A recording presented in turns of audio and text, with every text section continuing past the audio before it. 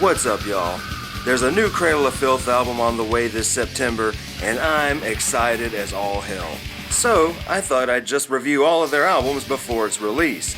Cradle of Filth is so badass. The darkly melodic synthesized orchestra, the ferocity of the drums and guitars, and I do believe there's some bass in there somewhere. There it is. But none of this would be complete without Danny Filth's slightly annoying but always awesome banshee screams. I'm only joking, I actually love the shit out of the screams. I always picture some wild creature of the night lurking over some 1400s village, ready to leap on an unsuspecting peasant. So, after recording a couple of demos, one we'll talk about later on, they recorded an album called Goetia, or Goetia, however people like to pronounce it.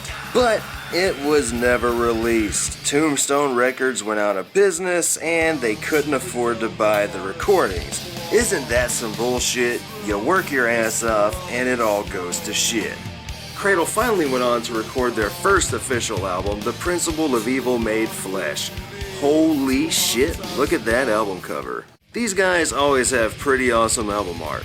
Now, The Principle of Evil Made Flesh starts some tropes that are in just about every Cradle album to date. The short orchestra intros and interludes, the creepy deep voice, the crazy banshee screams, and all of it is pretty fucking awesome.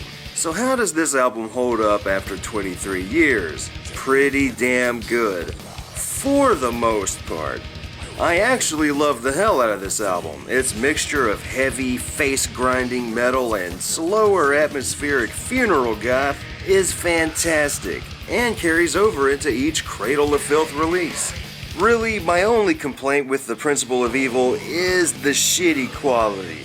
Though because of that, most people claim this is the only true black metal album they ever made. But screw that, I still call them black metal, but I wasn't born in Norway, so what do I know?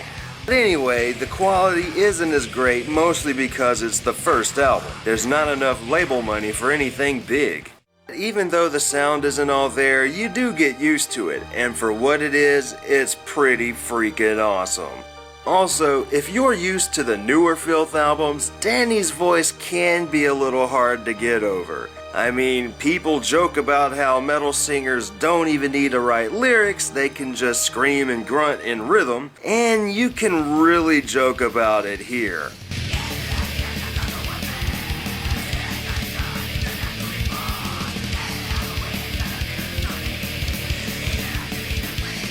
But if that's not enough to turn you away, you are in for one hell of a time.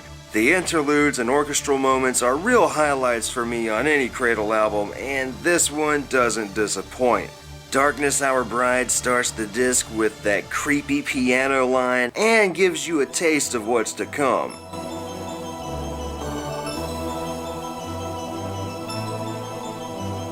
Also, Iscariot, One Final Graven Kiss, and In Secret Love We Drowned are great instrumental shorts that add to this album's foggy atmosphere. And I definitely love the running water on In Secret Love We Drowned.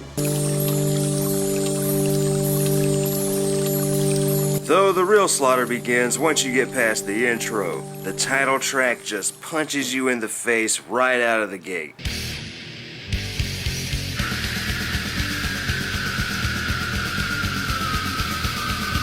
And damn, the opening line on The Forest Whispers My Name is awesome.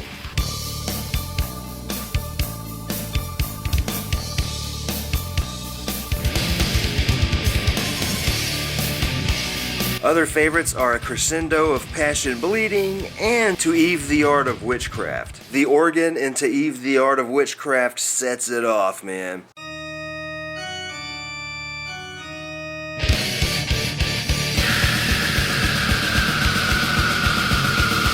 Now, two things to note are that the intro to Of Mist and Midnight Skies sounds a lot like a play on Toccata.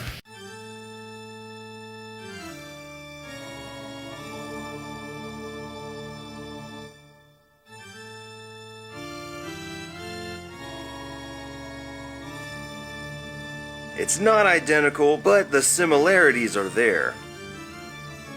And in A Dream of Wolves in the Snow has a line from Dracula. Ah, listen to them, the children of the night. What sweet music they make. Now, bad sound quality aside, this album is awesome. The only problem is you can't turn it up really loud and enjoy it. You gotta turn it up really loud to hear it. But this is only the beginning. The Principle of Evil Made Flesh gets 7 sweet music-making wolves out of 10.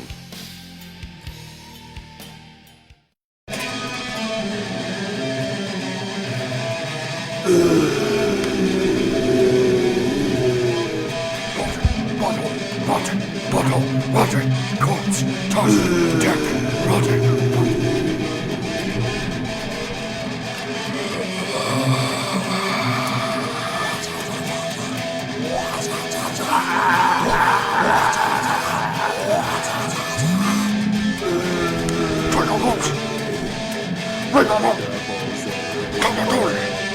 Die, die, die, die!